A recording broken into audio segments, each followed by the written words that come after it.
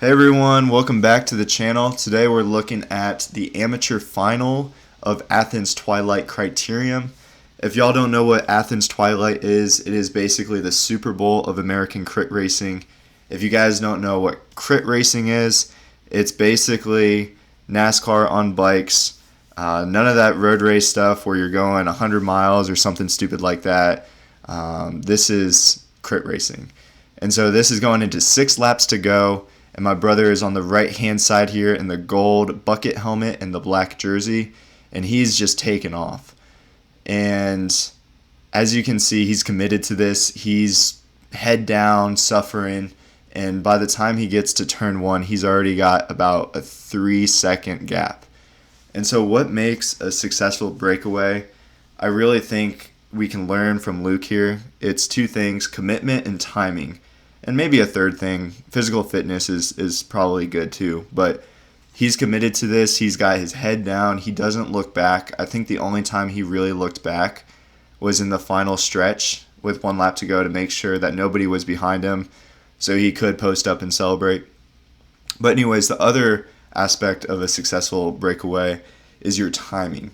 And if y'all haven't seen my full-length video of this race from my GoPro's perspective, the laps prior to this were extremely difficult. I think there were a few people up the front and everybody was trying to get organized. People were just making moves that didn't really stick. And when that happens, people are going to be more content to sit up, to ease in, and to just let everybody get a little breather. But my brother wasn't content with that, and so he took off, which is why he has the gap that he has right now.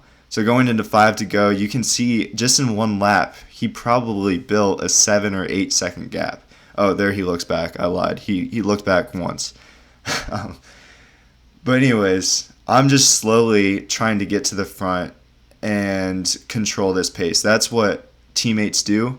For all you guys that are getting into bike racing and you hear somebody say, hey, a really good thing to do is to chase your teammates. That is not what you do. You do not chase your teammates in bike racing to try to prove who's the faster teammate. Any good teammate should get to the front like I'm doing now and kind of control the pace. And what I'm not doing is brake checking people into corners or being unnecessarily aggressive to try to block people. What I'm simply doing is sitting first through 5th wheel in the group, and I'm just on patrol. I'm making sure nobody gets closer to my brother than they have to. Luke at this point of the race probably has 10 seconds, and so that means every second is precious. And here we go. There's Hincapie Jr. in front of me. He's in the green and blue, and we have a Trek guy in the redskin suit ahead of him. And so these are our main characters for the next lap or so. These are the 2 guys that were somewhat committed to chasing my brother down. And so my brother just entered turn 1, which means he has about 8 seconds, which is so good to hear when you're hearing your brother's name on the loudspeaker and he's like, oh, he's on a single speed and all this stuff. It really makes you feel some kind of way. And so I told you I'd talk more about the single speed. He is on a 91-inch gear, and for those of you that don't know track, that's your typical mass start gear.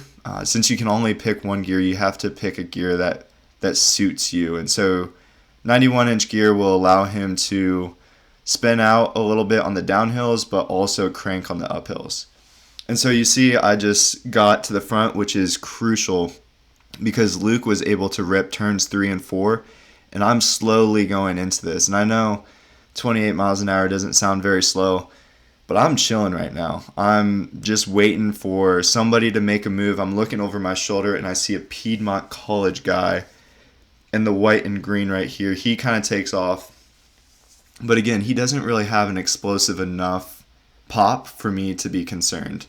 But these 2 teammates at the front, this is kind of a, I won't say red flag, I would say kind of a yellow flag where I'm just making sure they don't get much faster than this. And then Gray Bibbs, that's what I'll call him in front of me. He's a Category 4 racer that actually ends up getting 2nd place. That's a little spoiler alert. But these are the guys I'm working with. I'm kind of just looking around, and as a bike racer, you just really want to take notes on what's going on. And so here we go. This is Hincapie. He takes off. He's trying to make a move for it. And this is not really concerning because it's not involving other people. It's just one person. And so it may look like I'm chasing him down, but I'm actually just leaving this awkward gap of 10 or 12 bike lengths. And what people call this in bike racing is letting them dangle. If you look back, and he will, coming out of turn 3, going into turn 4, right there, he sees the whole pack with them, or with me. And so when he sees that, he is not going to be likely to keep on going. He's going to be a little frustrated, a little bit discouraged. And so this is when Gray Bibs takes off. And I take a pretty hard dig to chase this down because this is getting a little bit more concerning. My brother is just crossed the finish line, and so this is probably the smallest gap they've ever had on my brother.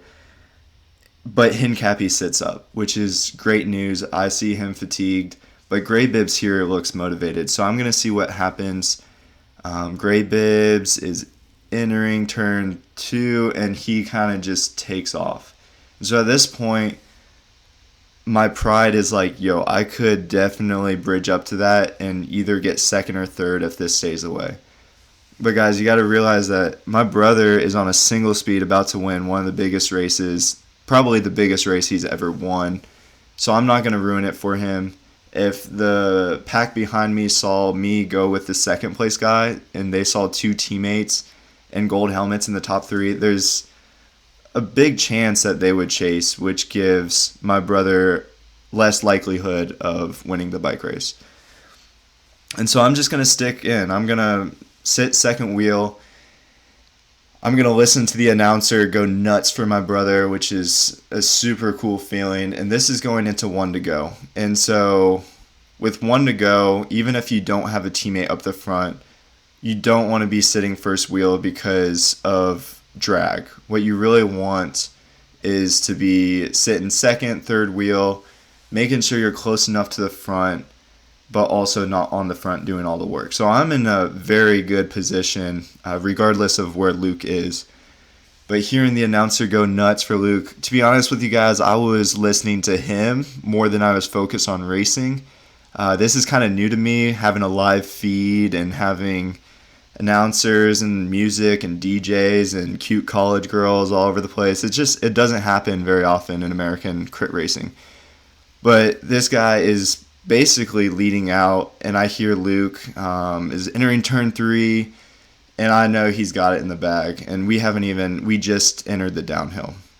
And so I let my guard down, and these guys take the optimal outside line.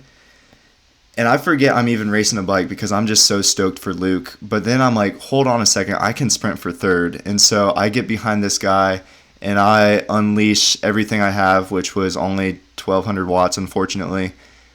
And guys, don't do this unless you can back up a sprint, a long sprint. I have a short sprint and I'm coming up on third. I'm like, oh yeah, I can do it.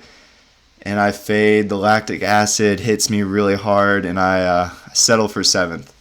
But seeing Luke high-fiving fans and getting pumped up ahead of me, it was a really proud brother moment. I'm super stoked for him. This was the biggest race I think he's ever won. So guys, I hope you guys liked the video. Please like it and subscribe, and I have more content coming out in the future. So I'll see you guys later.